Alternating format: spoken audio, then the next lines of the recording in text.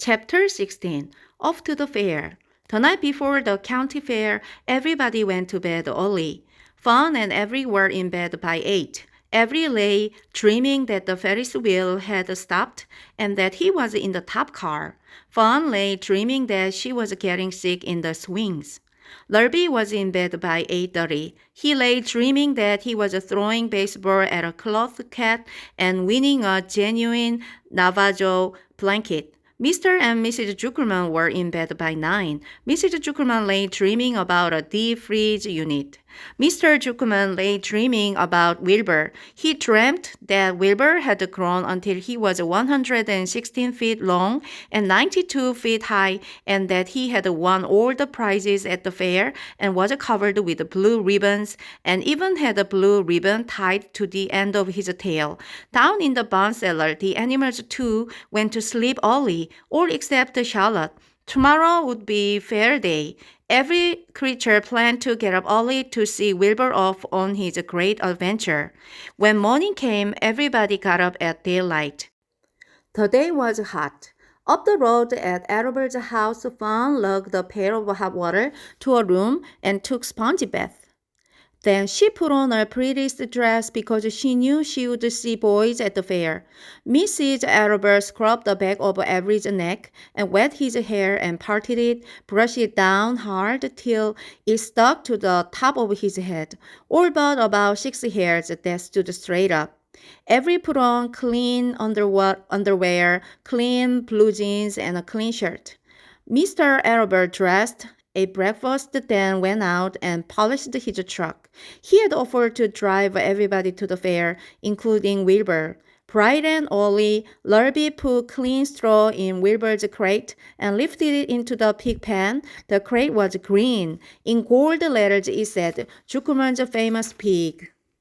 Charlotte had her way looking fine for the occasion. Wilbur ate his breakfast slowly. He tried to look radiant without getting food in his ears.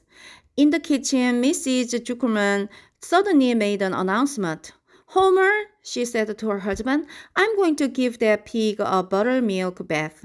"A what?" said Mr. Zuckerman.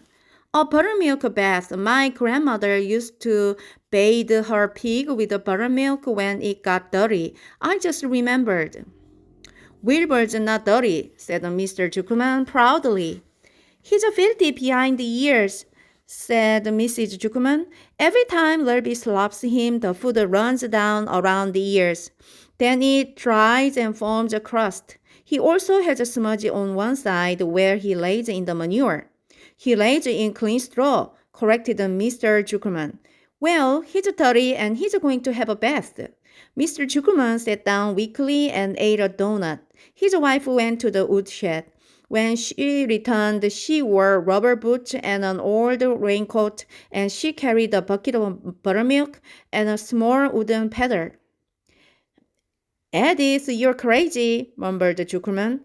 But she paid no attention to him. Together they walked to the pig pen. Mrs. Zuckerman wasted no time. She climbed in with Wilbur and went to work.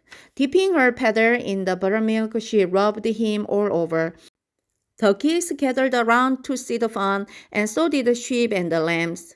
Even Templeton poked his head out cautiously to watch Wilbur get a buttermilk bath.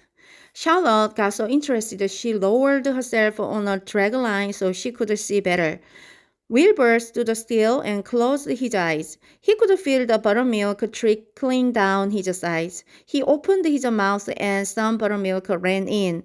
It was delicious. He felt radiant and happy. When Mrs. Zuckerman got through and rubbed him dry, he was the cleanest, prettiest pig you ever saw.